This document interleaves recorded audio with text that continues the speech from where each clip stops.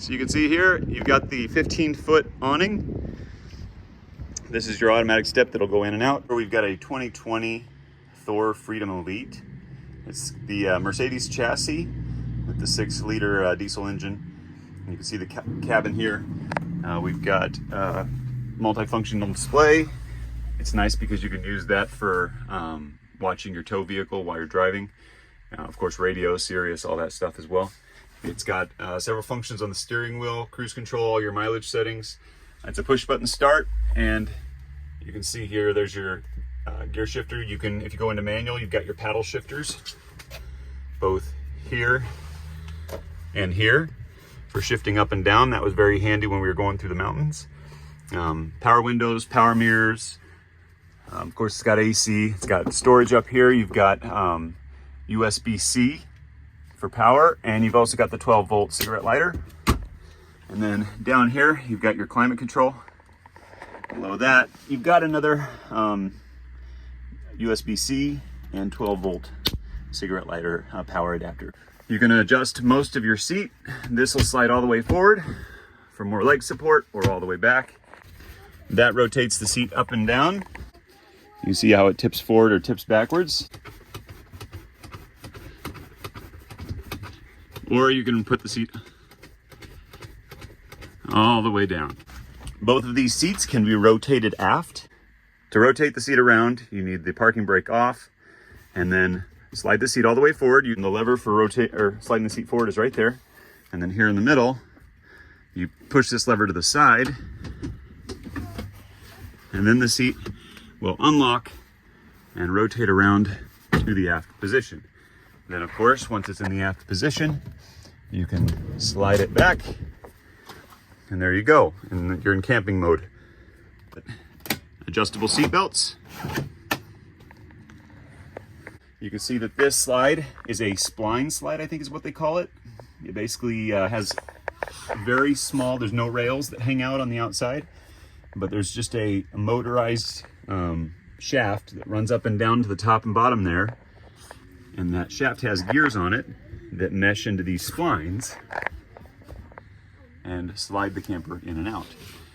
For smaller RVs like these Class Cs, it makes it real compact and effective for those slide outs. The big slide outs on the larger RVs, of course, have the big arms and hydraulic rams underneath.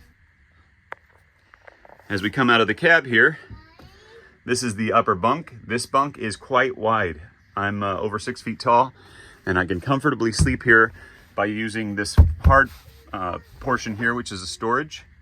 I use that for my pillow. So my pillow's here, and then I have tons of room for my legs at this end. This is about a full size. It doesn't go all the way to the front. You can see a little ledge there for cell phones, alarm clocks, whatever you want.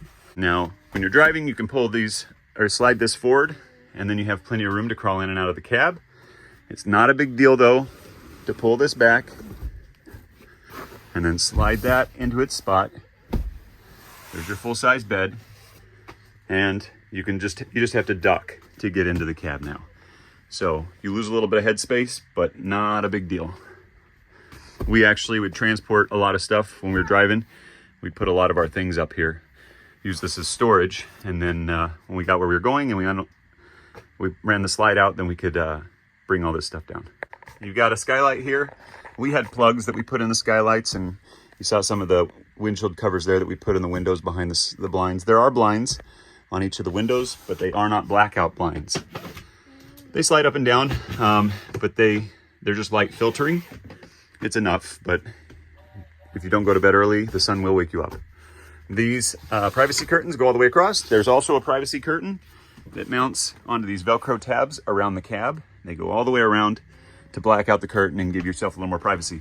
I didn't point out earlier, there's quite a bit of storage up here. There's storage above the passenger seat, above the visor. Then this is locking storage above the driver's visor. And then of course you've got storage down there, the cabinet or cover that I showed you up there. And then both doors have a lot of storage as well. As we move back into the cabin here, you have your controls.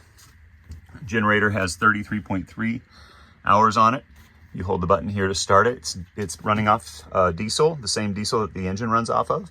It's a Cummins, so built to last. And of course, you have an automatic step that'll come in and out. And ceiling lights. This is to extend the slide. Turn on your water pump if you're not on water. That's to use the water in reserve. You'll have to turn that on. And if once it's on, it'll kick on anytime the faucet is turned on. So coming backwards here, we've got the 32-inch TV. We've got like accessory cords, so we could hook up a laptop or whatever to it. But this is actually feeding into a DVD player that's back here. And this DVD player also connects to the TV. Hi. Hi, Ethan. And the TV that's back here in the master bedroom, which is a queen size bed when it's slid out. You can see, you can also get into the bathroom here. It's got a full stand-up shower. I'm over 6 feet tall and my head doesn't even need to use the bubble. A lot of RVs, I have to have my head in the bubble, but this one, I have room outside of the bubble, even with the step. You can see the sink, toilet, and the medicine cabinet there. Decent amount of storage. There's your on-demand hot water heater control. Refrigerator right here. We'll get the slide out and I'll show you. You can see how much room there is to walk through here. I mean, I fit, but there's definitely not tons of space for getting to the back if the slide's in. But it's still doable. If you're driving, you can easily get to the bathroom. Or when you stop on the side of the road with running the slide out, you can still get to the bathroom. Real quick, you can see the cooktop here. It's got the glass shield, so you can use it during the day, or you can fold that back, and now you got your cooking surface. It's got a microwave oven underneath. Actually, it's a little convection oven, so you can use it to bake things as well. And then you got storage here, all the storage here. We have a trash can in here, but you could use this for other things as well. That's where we kept our trash. And then this guy has a couple little cubbies as well. You've got your sink. The faucet is telescoping. You can pull that out and go to shower or stream. And then the sink itself, obviously it's just one hole. But if you want the countertop space, you can throw these back in. And it gives you plenty of space to work. And you got your pop-up there that sticks out. And now obviously for coming in and out, not ideal. You can still get around it just fine, but mostly for meal prep and that kind of thing. All right, table. We moved the seat belts over. That they are anchored through the same frame as they were before, but this allows, we had car seats in here. We had a car seat there and a car seat there, and there was still room for 2 adults to sit on the inside before. The seat belts were right in the middle of the seat, and so there was no room for adults to sit with the kids. So there's 6 beds, but only 4 seat belts, and so that's where we prioritize the children's seats. But got a lot of storage above the table here. And because it's not the U-shaped seating, it's just the 2 bench seats, the booth seating, there's quite a bit of storage underneath each seat. I haven't cleaned everything out, so you'll have to excuse me. You see there's the Mercedes-Benz books. And there's plugins, of course, under the table. The table folds up like this. You just slide that catch out, rotate it around, and then the whole table, here, I need to move the seatbelt out of the way. The whole table slides straight down into its spot. Now, the cushions can pinch, so you can just pull those cushions up a little bit, and it will sit all the way down. Then to turn this into a bed, just pop out the backrest and throw them in the middle.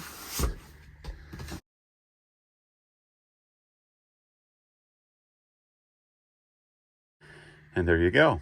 There's the other full-size bed from the table. And of course at night, you can use the under the table portion for storage. The air conditioner is right here in the center of the cab. It works real well for keeping everything cool. It doesn't just pump, these are the intakes, obviously the returns. The outputs are here and here, they can be closed. People that are up here tend to get a little cold at night. So it's nice being able to close these off. You are up, I see that. You got vents here. These vents all flow off of the same thing, both heater and air conditioner. So you can close and open those as you need as well. I didn't talk about these, but these little poke lights, there's one on either side. So you have lighting up here that's independent of everything else. The main cabin lights are turned on here at the panel, like I said. And then you have also lights for the dining table. They turn on here. And then you got your poke lights, where you just poke the button and they light up. You've got more USBs here. We taped over the light because it kept people awake at night. The kids anyway. The nice thing is when this thing's folded in or slid in, when you're driving, kids can still see the back of your head. And also here by the entrance, there's a smoke detector. Obviously, if you're cooking, you want to have your windows open. All the windows slide open like that, and screens are removable if you really need to. But otherwise, there's that. We added a couple things, some plexiglass here to be able to hang obviously the hooks for hanging the utensils, and then kind of a little safety string to keep them from bouncing around while you're driving. And then up here you got the oven mitts. You got your splash shield for cooking, so you don't have, and there's lights for these as well. You got those lights, and then you've got an exhaust fan right there that runs off that switch right there. We threw a thermometer in here just so you can keep track of what the temperature is inside, and turn on the AC if you need to. And now, just to show you the importance of having a full side slide out. This slide out, obviously you can see, goes from here behind the cab all the way to the very back bedroom corner. Because it's a full slide out, the camper effectively doubles in size when we slide it out. Which, given the lack of space, it's okay for traveling, but when you're at a campsite, you really want that extra space.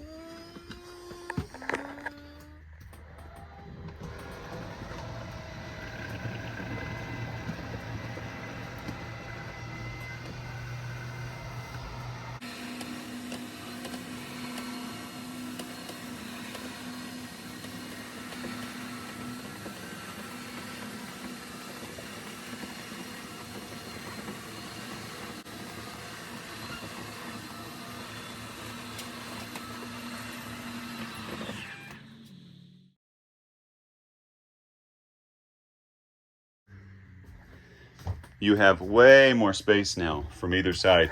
We would have a stroller in here and there was still room to walk around. Close this window. All right, so you can see why this full slide out is imperative, especially with these Class Cs. It gives you so much more room and much more livable. We had 4 adults, 2 kids, and that was plenty of space for our camping. Now you can see we've got 2 more USB ports here. That's the green light that we covered up here, just so people could sleep a little bit. And then you have your remote for your TV there. And same thing for back here. TV, there's your thermostat hiding behind the curtain here. There's your bedroom lights right there. And then back here, you have 2 more USBs, cigarette lighter, and then, or the 12 volt, I should call it. Obviously you're not smoking back, well, you might be. And then your normal plug-in. Your fuse panel is right here under the edge of the bed. There's your fuses and your breakers. It's good to know where that is, obviously, in case you ever have any problems, but we never had any pop. And then your carbon monoxide detector is down here at the base of the bed. And another plug-in there. And then, of course, your closet. And I don't think we've cleaned this out. No, we did. Okay. All right, there's your closet. You've got shelves in the back for shoes. I don't think you can get a real good idea how big this thing is. My arm's about 3 feet long and I can't reach the back of it. So it's definitely a pretty large closet area for hanging clothes, shoes, and whatever else. And then of course you have your drawers down below. And the drawers are also quite large. And the nice thing is they slide all the way out so you can access the back, as opposed to some drawers that only come out to there. So it's got the long slides that allow them to come all the way out. That one's a little more shallow. That's because there's things underneath. And then the bottom one, of course, is same as the second one there. All right, for the queen size bed, a lot of campers call them a queen size bed, but they're not actually a queen size bed. They're more like a glorified full bed. This one is actually the closest one we've seen in a Class C to a true queen size bed. All right, so it doesn't come with a sheet. It does come with a comforter, which we don't have on it at the moment, but the comforter matches the curtains and the pillows there. So just to give you an idea, it's the most queen size bed in a Class C camper that I've seen. So width of the mattress is actually right at 60, just over 60 inches. I think the length is where they skimped a little bit to make it fit. So length, we're at about 76. It is the actual queen size width. We would sleep 2 adults and a child in this bed, and that's only because he got scared sleeping by himself. Right, so see, lots of windows, lots of natural light coming in. You got another vent back here. One thing I didn't point out in the bathroom, the vent in here also is a fan. So you can turn it on at the switch here, and then there's a second switch here. I'm not sure why you'd want to shut it off there and not here, but that's where that is. And you can open and close it. Obviously, to do any good, this has to be open. So we'd open this vent, turn that on when we're taking showers, and it kept most of the moisture out. And of course, it's got the handheld nozzle, so you can actually take it off, and we'd give the kids baths in here, no problem. All right. Refrigerator. You got your freezer up top, and your refrigerator in the bottom. You got the 2 drawers. You could fit gallons of milk in here. We usually have 2 gallons of milk. There's plenty of room for everything. Your furnace is behind this panel. The outlet's on the outside, the vents, that's where your furnace is. Your hot water heater's over here under that bench.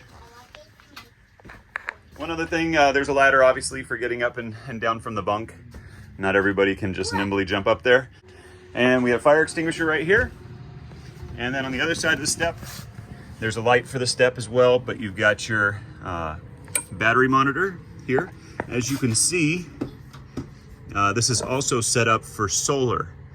It does not have the solar panels installed on the roof, but it has the hookup for the solar panels. It would just be a matter of adding them to the kit. Everything else is already there. You got your passenger and driver's side jacks in the back. They're electric jacks. Here's your battery control. The battery is right there. You can put 2 in there. We've only been running off of 1, which has been fine.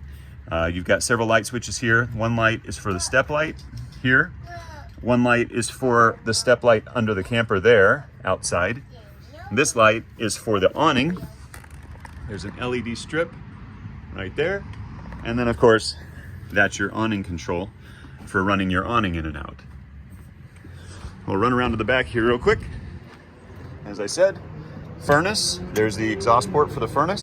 All right, so we're up here on the roof. I've got your vent over the master bedroom, vent for the bathroom, vent for the main cabin, and you got the vent there for the front bunk, which my son left open. Your TV antennas right here, air conditioner here, and don't know. Probably a heat exchanger for the refrigerator, maybe? I'm not sure. And then of course your little dome for your bathroom there. And then over here, this is where your solar panels hook in. So like I said, all the hookups are here. We just don't have the solar panels actually installed on the roof. But that's an easy add. And then you've got your radio antenna right over there. All right, as we're coming down, you got your LED or lights, backup camera. It's got IR as well, so it can see at night. But everything on this thing is LED, including the brake lights and backup lights.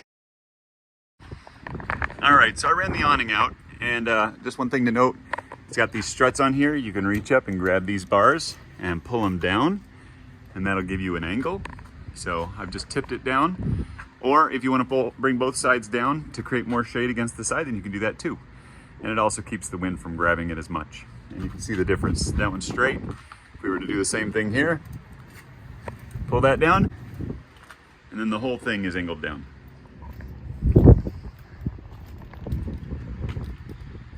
All right, so we're outside the RV now. We'll go through the different compartments. This first one here, this is where we put all of our day-to-day stuff. As you can see, we haven't cleaned it out. But camping chairs, fences, baby carriers, the doormat for the ground so you don't get muddy. I like this little section right here. That's the door on the far side right there. So we were able to take our big turf mat that we would roll out in front of the camper, and we could slide it through to that side. It came to basically this edge and the other edge, and so we were able to roll it up and fit it there and still have all this space. Each of the cargo compartments has its own light. This is your water fill port for your potable water. You'll need that tank full if you're going to be doing any boondocking and for, cleaning dishes during the day on your way to the next campsite. And then there's your refrigerator, heat exchanger and drain for the condensation, and then GFCI plugs right here. That's really handy if you're using like crock pot or something like that to make a meal. Back here we've got our gas port. This is for a grill. If you have the line and a grill to go with it, there's a valve right here for turning it on and off, and a quick disconnect. You slide that collar back and you'll pop the line in and it will hook up to your grill, and you can run off the propane of the RV. And this is another compartment back here. We had things like outdoor games, disc golf, things like that. Bubbles, you can see those there, and another little light. And that's pretty deep. I'd say that's, it fits ways back in there. That's probably about 14 inches long. So I'd say about 16 to 18 inches deep, pretty good sized. All of these are watertight. As we come around the back, of course, the slides out, so we'll have to duck and go under. Another little one here. This is where I usually would keep my tools. So I've got my toolkit, WD-40, anything that I might need on the trip. Same depth as the one on the other side. Pretty good size. There's a Santa flush here. This is where you can hook up a line and flush your septic.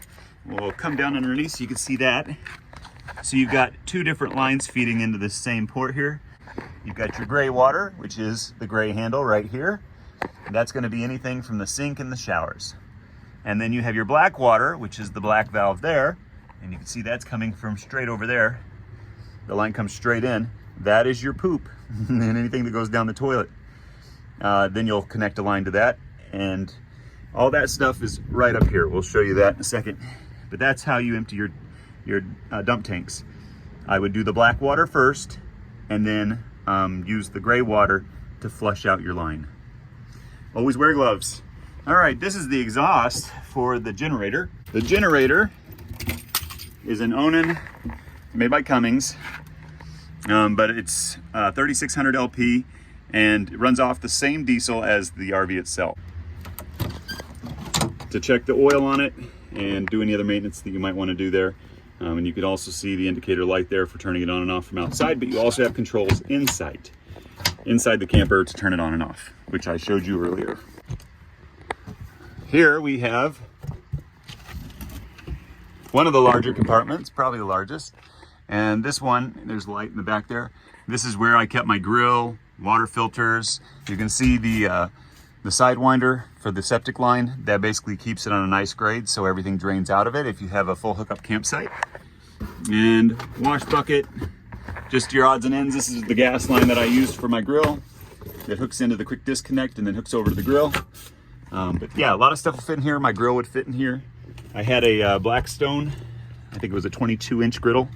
And then over here, we've got, if you have a campsite with a TV hookup, there's where you'd hook up your TV from the campsite. And then here's your electrical hookup. It's a 30 amp, but I've got adapters for the 50 and the 15, I think it is. So obviously right now I just have it adapted to a normal cord going into my shop. All right, this is where I keep all the lines and stuff. Tire straps for the car dolly, if you're pulling a car. But in here, there's my septic line with the clear 90 degree. And I think that one's about a 20 footer, maybe 15 to 20 footer. That's usually good for most campsites. Not a bad idea to have a double just in case your campsite's septic dump is farther away than that. And you got my hoses. And inside here, an important thing to have is your pressure relief valve. It protects your camper from having too much pressure and damaging any lines. And you can see there the other inline filter laying down there. That's a spare actually. And the very bottom one here, there's my electrical. And you can see the adapter there for the 50 amp. And a nice long power cable for hooking up at the campsite. These chocks are amazing.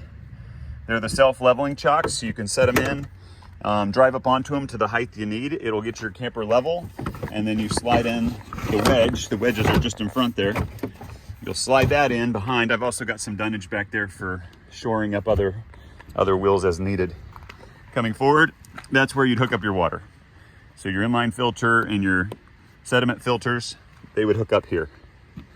And this is your outdoor shower. We, having young kids that sometimes had accidents, use this quite often. but hooks up there and has hot and cold. And it's an easy way to clean things off outside, especially messy things you didn't want to take in. It's got about a 5-foot hose on it, about 60 inches. So definitely very useful. All right, so just in front of that, coming down, we've got another wide one. This is like the one by the door over there on the other side. This is where I kept other camp chairs, bear spray. But yeah, another airtight. You can kind of see here, this is where your water lines and your dumps are. So if you ever needed to drain your line water tank at the end of the season, you could open that red valve right there and it will dump straight out underneath right there. And you can see the hot and cold also have a dump there as well. But those valves are closed. You can kind of see those right. There's the valves for the hot and cold for dumping those. Just to drain the lines out at the end of the season. And that's the water pump. If you aren't on the water, which is right over here, if you're not on that, then you'll be using this pump to use your sinks and your showers and your toilet. And there you can see that's the space where I would slide the roll all the way through to the other side. You could use that for other things as well, but this whole area is watertight. You can see these are all, there's no seams, they're all self-contained. Just in front of that is our propane tank. So this is where they would service that, 16 gallons I believe it is. But yeah, you'd open that up and that would run your furnace, your refrigerator. Refrigerator will run off of electrical or propane. If it loses electrical, it'll run off this propane tank till it's empty, just to keep the contents of your refrigerator cool. This is supposed to be, I believe it's kind of a short tube, a place to keep your septic line. You can shove it in there and then pull it out when you need it. But honestly, it's not gonna hold a very big septic tube, and so we never use that. We just put it in the tote. And then here underneath the slide, I was gonna show you, this is where the seat belts anchor into these big iron pieces. So that's where those seat belts for both sides of the table are anchored. And you can see those slides, they're all self-contained. The splines are here. You never actually see the gear because the gears that drive it are just inside of these seals. So it keeps it real nice and clean. And up there you can see the slide cover. On the outside here, I think we already talked about these, the shower. We didn't talk about this. This is your hot water heater. The controls for that, like I said, we're in the bathroom. And it's just on demand. So anytime you request hot water, it's going to provide you hot water through this heater right here, which is underneath the bench seat at the table. And then coming on forward, one thing I like about this diesel port, or the diesel filler, is that you have to open the door in order to access it. It will not open without the door being open first.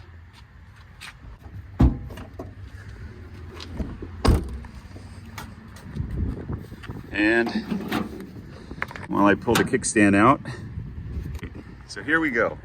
Obviously your air filter, or where the air intake is.